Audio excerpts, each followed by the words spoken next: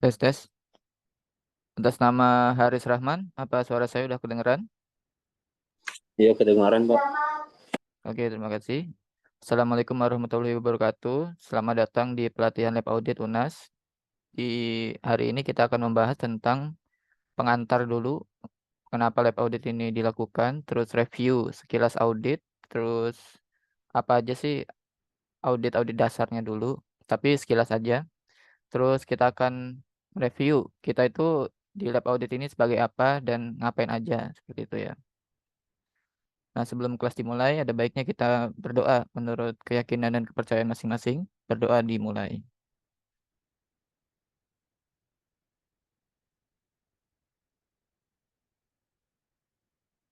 Amin ya rabbal alamin.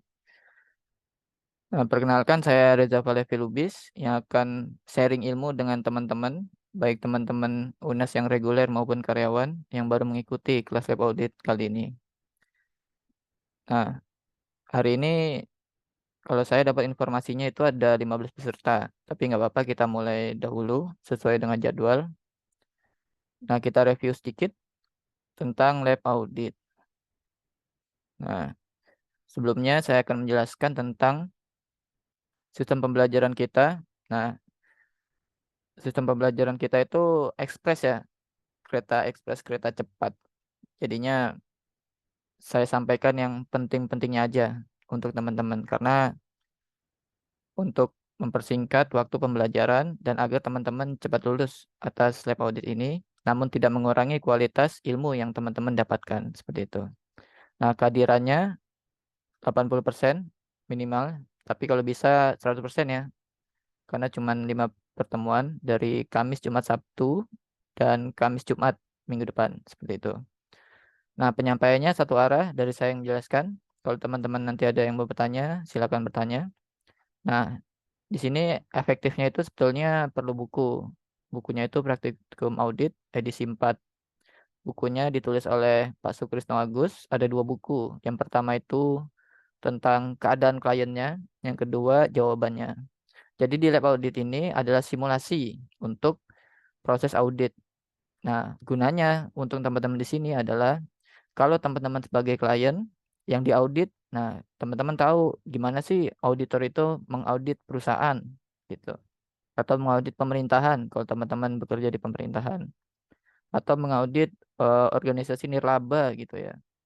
Kalau teman-teman ada di organisasi nirlaba seperti yayasan, seperti ormas, seperti itu.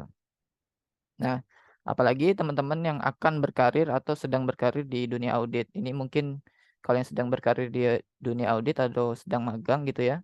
Nah, kita bisa sharing nanti gitu. Nah, teman-teman yang akan ngambil jalur audit karirnya ke depannya ini sangat berguna banget buat kelancaran teman-teman biar teman-teman tahu nanti ketika terjun nanti teman-teman mau ngapain aja gitu. Seperti itu. Nah, penilaiannya, kehadirannya pertama, yang kedua pengumpulan tugas individu, yang ketiga pengerjaan tesnya. Nah, pengumpulan tugas individunya nanti saya kasih contoh soalnya, tapi dibahas juga ya. Nanti teman-teman, jadi saya jelaskan di kelas ini, lalu nanti teman-teman mengulangnya sebagai PR. Seperti itu. Nah, lanjut.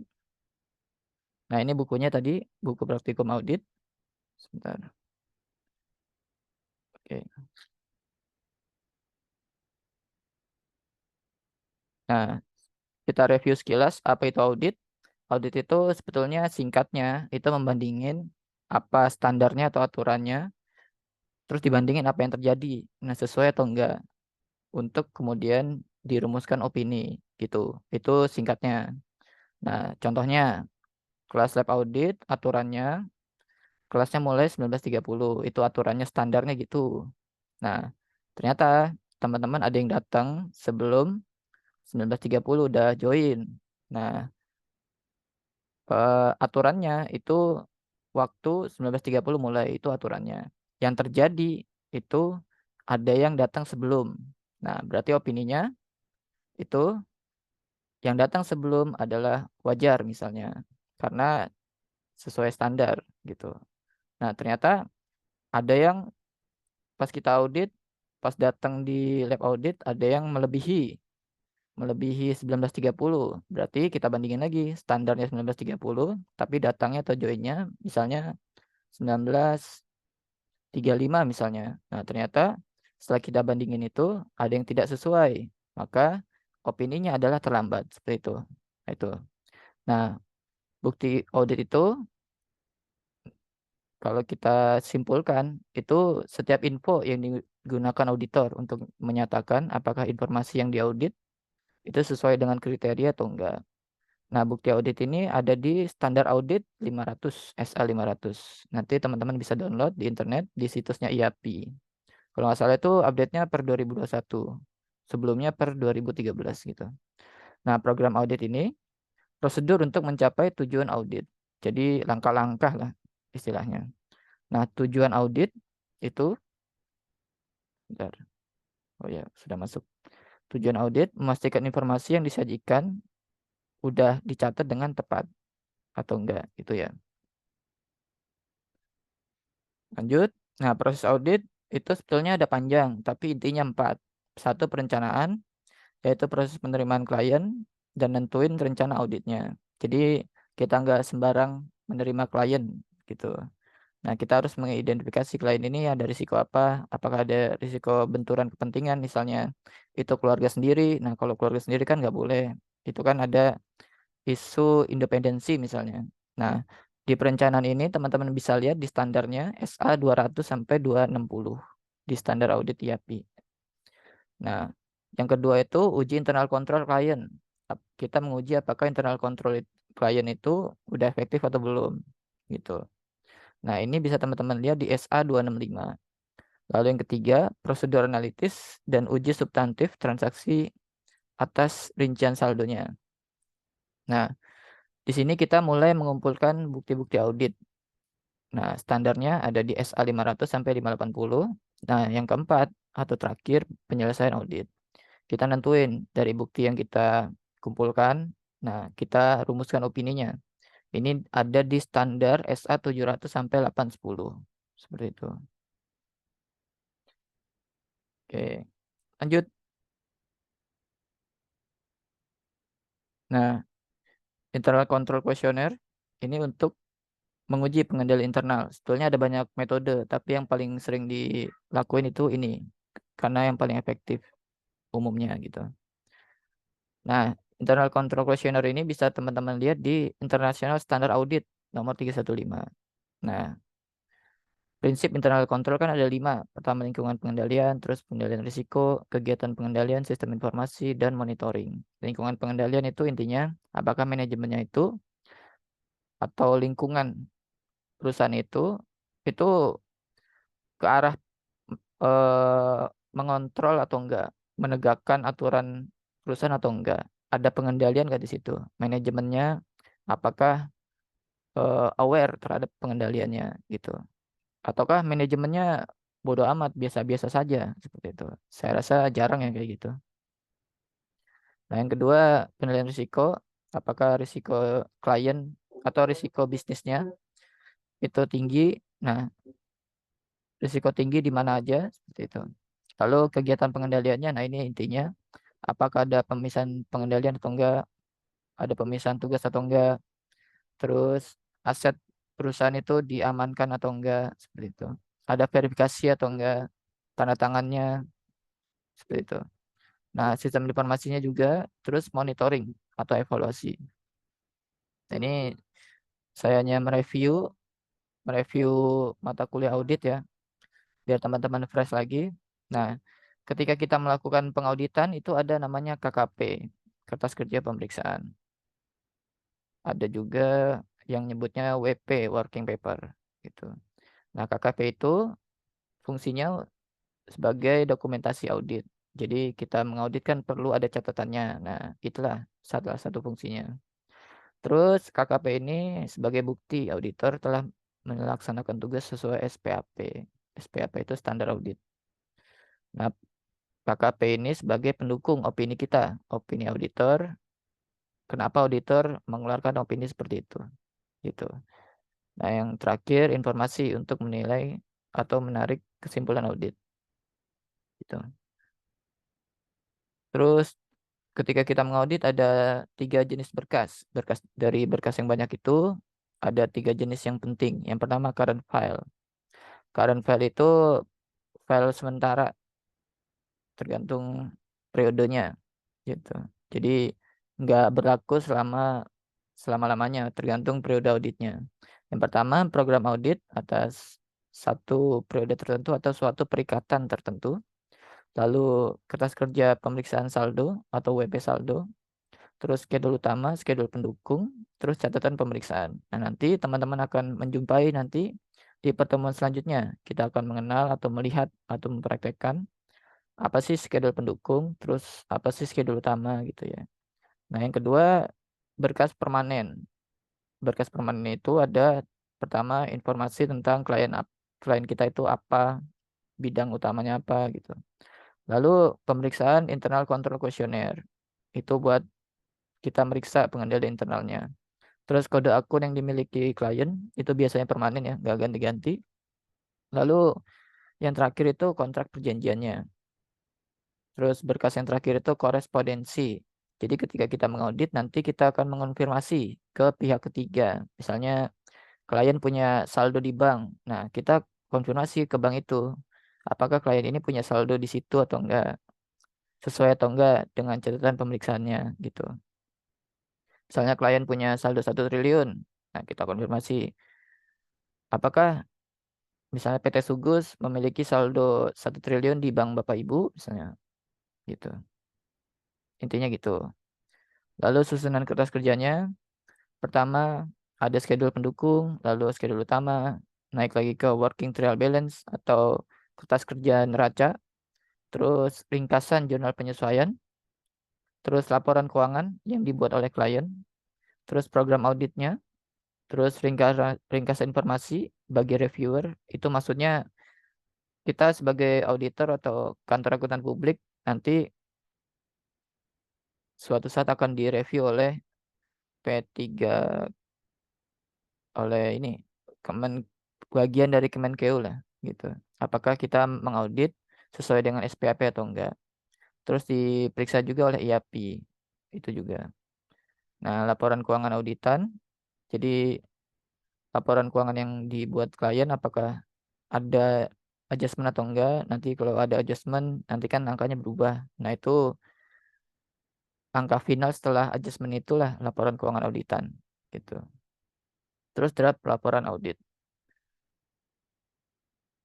Terus nanti ketika kita membuat KKP atau kertas kerja pemeriksaan ada beberapa jenis tick mark. Nah, tick mark itu tanda sebetulnya.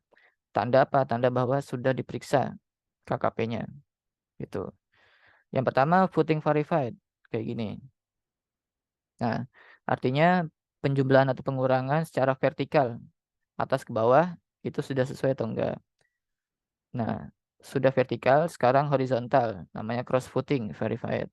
Horizontal udah sesuai atau enggak. Nah, CO itu perkalian atau pembagian apakah sudah sesuai atau enggak gitu. Nah, L atau checks again ledger itu dicocokkan antara buku besar pembantu dan buku besar utama gitu. VO itu vouching. Itu maksudnya sudah disesuaikan atau dicek ke bukti voucher atau enggak atau invoice gitu. Ya, ini ada contohnya. Misalnya ada Akbar gajinya 2 juta, tunjangan 200.000, dijumlah secara horizontal, totalnya 2.200.000. Apakah benar atau enggak? Setelah diperiksa ternyata benar 2.200.000, maka kita taruh footing di sini. Gitu maksudnya. Ini yang horizontal. Vertikal. Nah, Akbar total penghasilannya 2.200.000, si Rakba penghasilannya 1.100.000, terus si klien ngitung totalnya 3.300.000. Nah, apakah sudah betul 2,2 tambah 1,1? Nah, kalau sudah betul, kita periksa ulang, kita cek ulang. Sudah betul, maka kita kasih footing di sini. Tanda bahwa kita cek dan sudah kita periksa. Gitu. Itu ya. Nah, indeks KKP itu nomor KKP-nya. Gitu. Jadi A1 itu laporan audit, terus A2 kertas kerja neraca. Nah, ini indeks KKP ini ada di buku. buku yang tadi saya jelaskan di halaman 9 gitu. Nah, ini contoh indeksnya gitu. Ini contoh indeks ringkasan konfirmasi piutang. Di sini indeksnya.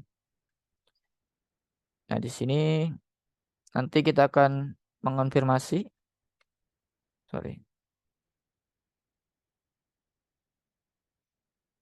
Nah, kita akan mengonfirmasi ke pihak ketiga.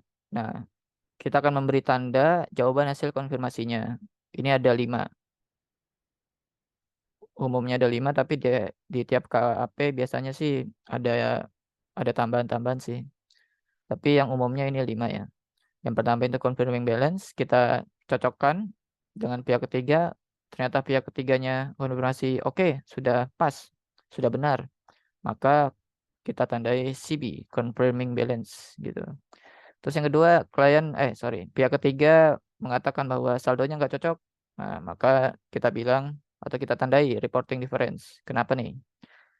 Terus ketika kita mengirimkan konfirmasi ke pihak ketiga, bisa aja itu dikembaliin oleh pihak kurirnya. Itu namanya return by post office. Bisa aja si pihak ketiga itu udah pindah alamat atau gimana.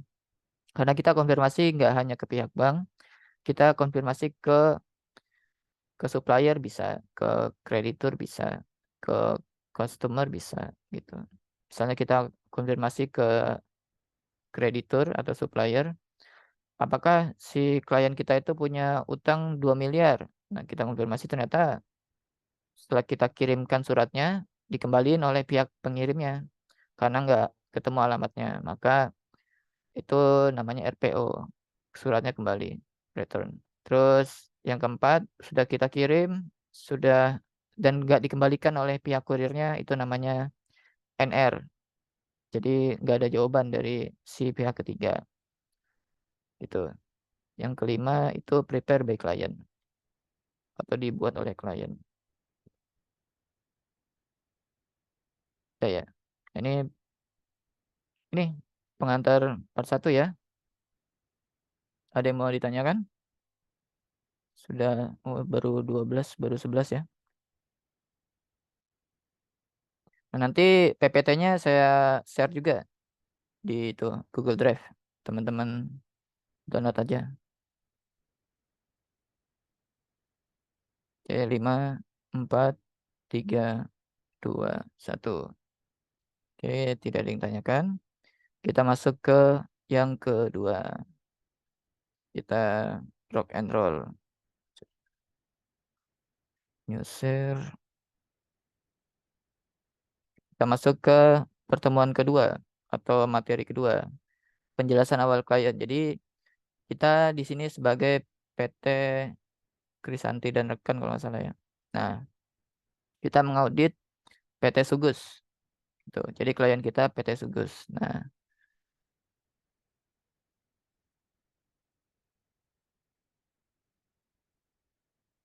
Nah, di materi kedua itu akan membahas kita itu siapa, terus tanggal pentingnya, PT Sugus itu siapa, struktur organisasi PT Sugus itu gimana, terus kebijakan akuntansi, terus tugasnya. Nah, ini alur KKP atau working paper. Pertama dari WP subschedule, dari yang rinci dulu. Terus WP top schedule, itu tiap akunnya. Sudah tiap akun disusun atau dibuat, maka masuk ke WP neraca dan laba rugi. Nah, sudah dibikin semua, sudah alurnya sudah dilakukan, sudah dikumpulkan bukti-buktinya, maka membuat laporan audit seperti itu. Nah, kita itu siapa? Kita ceritanya akan berpraktek sebagai KP Krisanti dan rekan. Jadi kita sebagai auditornya akan mengaudit PT Laporan Keuangan Sugus tahun 2018. Gitu. Nah, kita sebagai pengganti Lita, auditor senior yang mengundurkan diri. Nah, ceritanya ini adalah audit pertama bagi PT Sugus. Gitu. Kita dengan PT Sugus itu. Kalau audit pertama biasanya itu kita harus ngenalin klien gitu. Klien itu siapa, terus risikonya gimana gitu. Nah, tanggal pentingnya ceritanya tanggal 8 Agustus 2018 kita dapat LAPKU atau laporan keuangan 2016 dan 2017 yang telah diaudit oleh KPS TRIS. Jadi ini ganti auditor. Nah, gantinya ke kita. Nah, Lita, auditor seniornya itu sebelumnya udah nyelesain pengecekan seberapa besar efektif atau seberapa efektifkah si PT Sugus ini, internal controlnya gitu. Nah, 19 Desember kita mulai datang ke klien. Kita perkenalan dengan pegawai, terus kita persiapan WP atau working paper atau kertas kerja pemeriksaan. Tuh. Nah, tanggal 1 Januari 2019 kita stock of name. Persediaan barang dagang, terus stock of name cash of name namanya ya. Oh, sorry, tanggal 5-nya itu cash of name. Cash of name cash. Terus 14 Januari kita konfirmasi pertama piutang dagang dan utang usaha. Terus 14 Februari kita konfirmasi kedua. Barangkali di konfirmasi pertama itu nggak ada respon atau responnya no reporting balance, no replace ya. No replace itu tidak ada batasan, tidak ada balasan, sorry. Terus 18 Januari kita melakukan pemeriksaan aset tetap si PT Sugus. Sebentar. Terus 12 Januari kita melakukan penyelesaian audit gitu. Nah, oh enggak ada ya. Di tanggal 25 Maret kita menyelesaikan auditnya dan memberikan laporan auditnya yang berisi tentang opini gitu. Nah, terus kita masuk ke klien kita namanya PT Sugus. Jadi PT Sugus ini bergerak di industri farmasi atau obat-obatan. Nah, PT Sugus beroperasi sejak Oktober 2011, berarti udah 7 tahun kalau menurut kasusnya. Terus baru ekspansi beroperasi dalam skala besar mulai tahun 2016. Berarti kalau dari kasusnya itu 2016-2018 itu sudah 3 tahun. Tuh. Nah, struktur organisasinya di rootnya itu Ibu Diestri. Terus manajer akuntansi keuangannya Pak Daniel. Kepala bagian akuntansinya Bu Olivia. Ini yang lengkapnya ada di buku 1 halaman 17. Nah, lalu kepala bagian keuangannya itu Bu Patricia, terus kasirnya yang megang kas itu Sabrina dan lainnya itu ada di halaman 18 sampai 20. Bagian penjualan atau apa dan lain sebagainya ya. Di dalam mengaudit itu kita perlu tahu bagian-bagian yang pembuat keputusan. Nah, gitu. Atau tata kelolanya siapa aja gitu. Terus kita mau komunikasi dengan siapa aja, kita perlu tahu gitu. Nah, terus kita melanjutkan si PT Sugus ini keadaan akuntansinya, kebijakan akuntansinya itu apa aja. Nah, ternyata dasar akuntansinya sudah akrual, sudah enggak cash basis lagi gitu. Nah, PT Sugus ini memposting transaksi berdasarkan bukti jurnal. Nah, ini udah bagus. Ada juga yang posting aja nggak ada bukti jurnalnya, nggak ada approvement, nggak ada ACC, nggak ada persetujuan. Itu lumayan banyak. Nah, ini lumayan repot juga kalau kayak gitu ya. Terus posting setelah dapat persetujuan. Nah, ini salah satu ini indikator internal control yang baik ya. Ada ini persetujuannya. Gitu. Ada periksa dulu. Gitu. Soalnya kalau dilakukan oleh satu pihak aja biasanya itu ada rawan fraud, korupsi gitu-gitu ya. Dan rawan salah juga. Gitu. Nah, kebijakannya yang lain-lainnya bisa teman-teman lihat di halaman 21 sampai 32. Nah, ini nanti kita pelajari berdasarkan kasusnya. Gitu. Oke, sekian temuannya. Yang kedua ya, ini penjelasan awal kliennya. Apa ada pertanyaan? Ada 5, 4, 3, 2, 1. Oke, sudah jelas berarti ya. Nah, sekarang kita masuk ke studi kasusnya.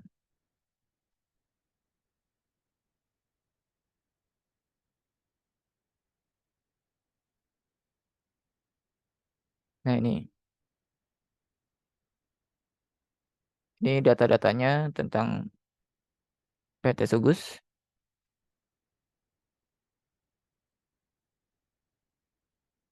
Nah, ini tadi udah dijelasin ya.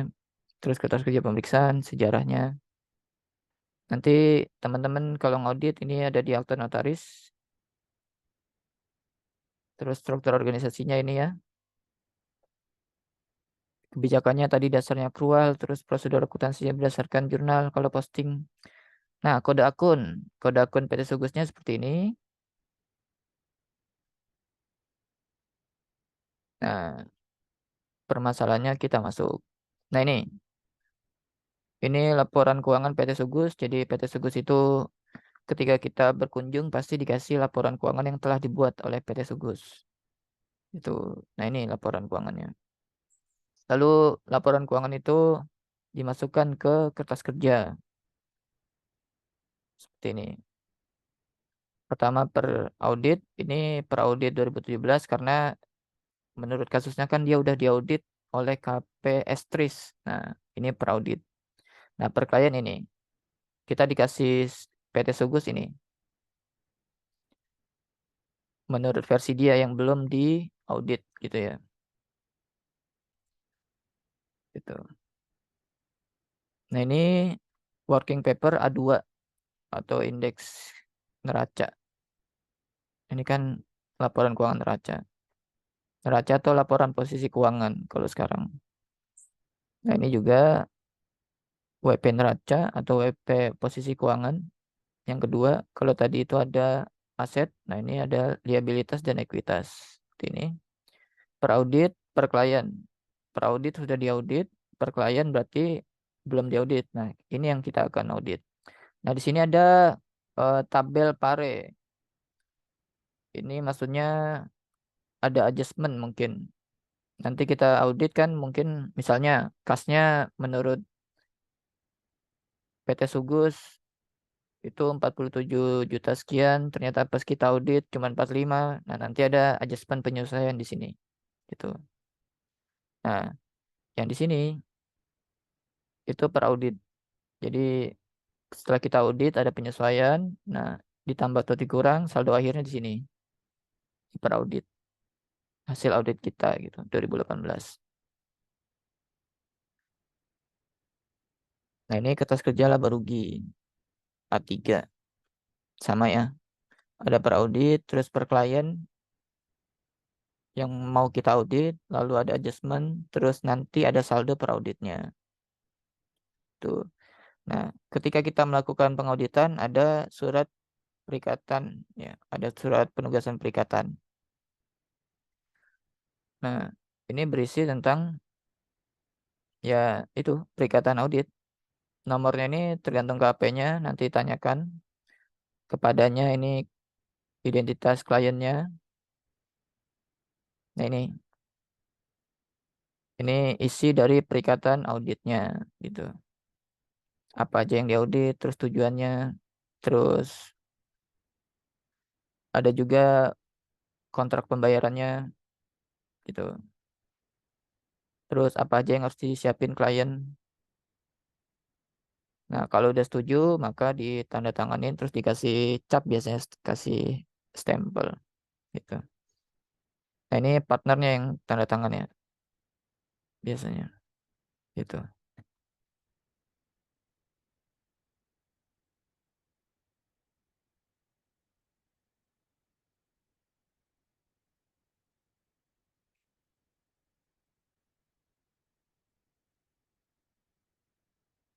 Oke, ada yang mau ditanyakan? Nah,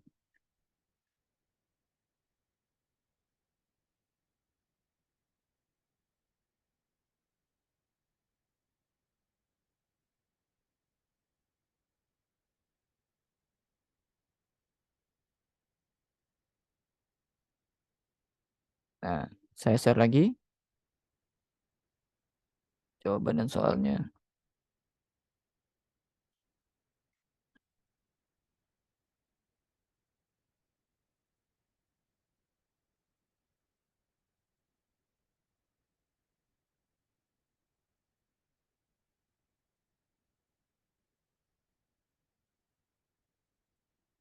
soal dan jawaban. Nah,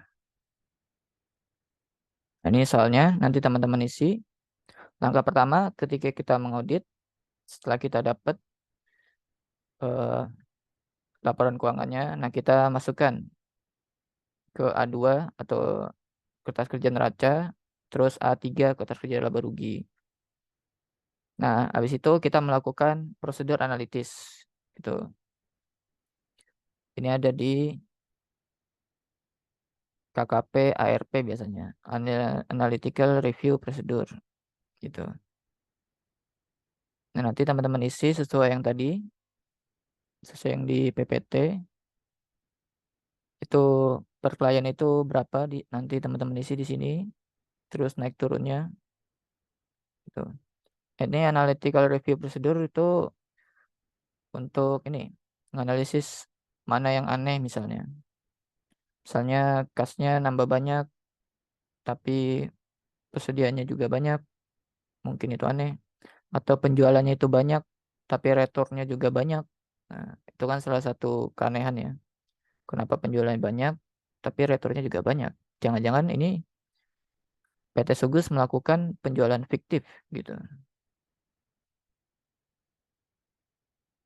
Nah, itu tujuannya apa? Penjualan fiktif biasanya itu manajernya itu ngejar ini bonus, bonus dari tingkat penjualannya gitu. Misalnya tingkat penjualannya 5 miliar, nah itu biasanya manajer bisa dapat bonus misalnya 10%-nya misalnya tanpa melihat asumsi returnya. Nah, jadi si PT ini mengirimkan aja ke customer, nanti customer nolak kan tinggal retur. Nah, itu salah satu ini, salah satu fraud ya, tindakan membohongi gitu.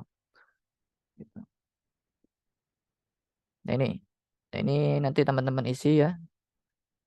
Soalnya tadi tuh, nah ini nanti teman-teman isi. Yang ini itu sesuai dengan ini PPT-nya, saldonya. Nah, nanti teman-teman di sini nganalisis dari 2017 ke 2018 itu naik atau enggak, tinggal dikurangin. Ini nyari selisihnya naik atau turun. Nah, persentasenya berapa turun atau naiknya. Nah, seperti ini. Contoh yang pertama, kasnya misalnya. Kasnya itu dari 2017 ke 2018 kita bandingin. 2017 ke 2018 itu 67 ke 47, berarti kan nurun. Caranya di sini 2018 dikurangi 2017, rumusnya gitu. Jadi kan minus atau turun ya. Turun sebesar 20 jutaan gitu. Nah, persentasenya itu penurunannya atau selisihnya gitu ya. Nah, dibandingin sama tahun sebelumnya, berapa sih penurunannya kalau di sini ya? Ternyata penurunannya 29,85% gitu. Gitu juga yang lain, misalnya investasi jangka pendeknya. Dari 2017 1.200.000.000 ke 2018 1.715.000.000. Nah, ternyata naik nih 1,2 ke 1,7. Naiknya sebesar 515. Nah, berapa persentasenya? Itu 42 persenan gitu. Nah, terus dari ini, dari kita analisis selisih naik turunnya, terus persentasenya, nah kita bisa analisis nih, mana yang aneh, mana yang perlu kita banyakin auditnya, mana yang jam auditnya, terus kegiatan auditnya perlu kita fokuskan gitu. Nah, setelah teman-teman cari selisihnya atau mengurangi tadi ya, nah teman-teman kasih tick mark gitu. Tick mark bahwa pengurangan secara horizontal udah bener nih. Kayak gini tick marknya sebelah kanan. Nah, terus tick mark CO juga karena ada perkalian di sini atau pembagian ya. Gitu. CO. Jadi semuanya diginiin. Dikasih tanda gitu. Begitu juga pas vertikal. Teman-teman tick mark di bawah. Teman-teman hitung ulang. Ternyata benar ya segitu. Sebentar. 11.678.784 betul ya. Tuh.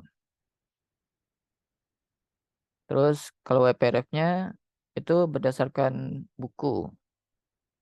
Kastara Kas itu indeksnya apa, terus bidang usaha indeksnya apa gitu.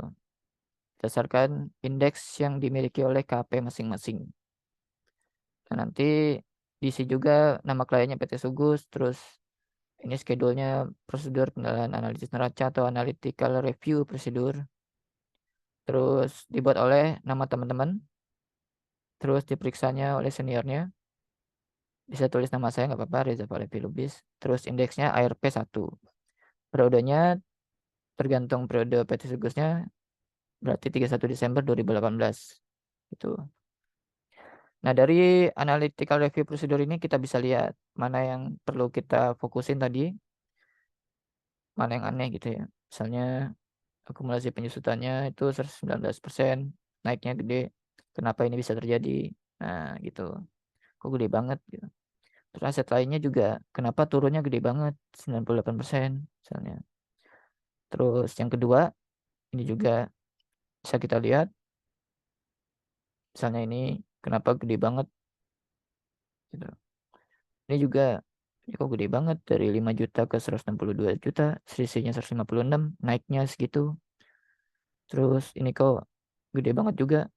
Oh, jangka pendek wajar sih. Terus utang banknya.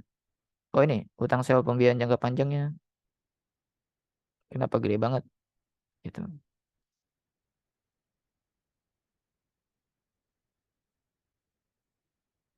Hmm. Sininya biasanya ini akuisisi aset biasanya. Nah, kita hubungin sama aset. Misalnya di sini aset tetap ya. Aset tetapnya make sense sih. Tapi utangnya tinggi kok akumulasinya tambah tinggi ya. Kayak ada yang dijual gitu. Nah, ini kayak gini ini. Jadi pas kita ngaudit ada logika yang jalan sih. Kenapa ini gede? Terus asetnya kok nambahnya cuma 49%. Sementara di sini 400%, 4 kalinya. Nah, gitu. Nah, ini prosedur analitisnya. Sama dikasih tick mark juga, terus tick mark CO, terus vertikal juga gitu.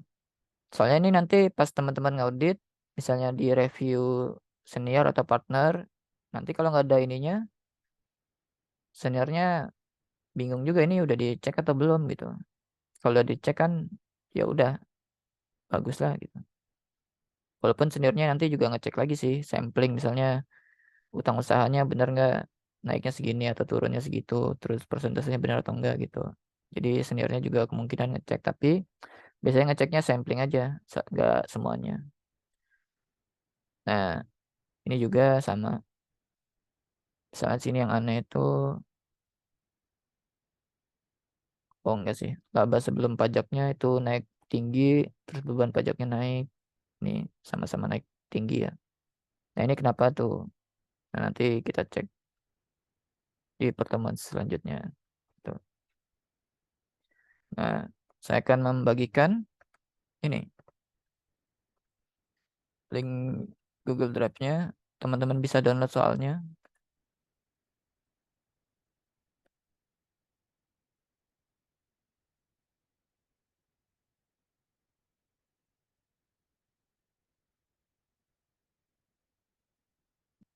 Di chat. Nah, teman-teman, apa ada pertanyaan? Nanti tugasnya ini dikumpulin di hari terakhir aja, hari Jumat, Jumat depan, gitu. Nah, ini soalnya. Nah, terus nanti soalnya itu teman-teman, sorry, jawabannya nanti teman-teman isi nama, terus NPM-nya. Nanti teman-teman kirim ke email labauditunas@gmail.com. Gitu. Nah, buat teman-teman yang sekarang temennya nggak datang, mungkin bisa diinfoin.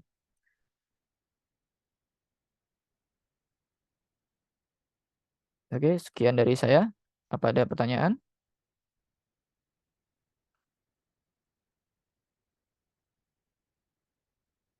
Permisi mau nanya, Ya, oh, ya boleh.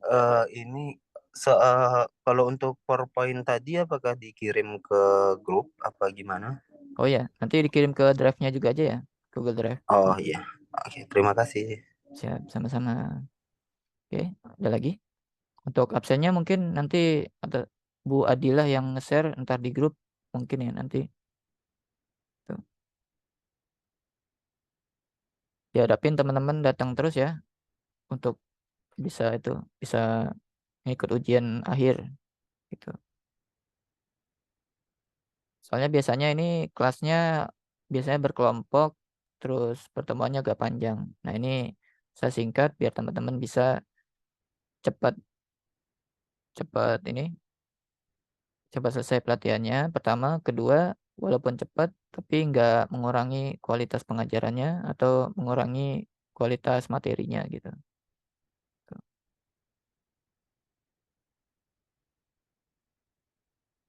Oke, saya hitung 5, 4, 3, 2, 1. Oke, karena nggak ada pertanyaan, nanti absennya sama Bu Adila dari saya sekian.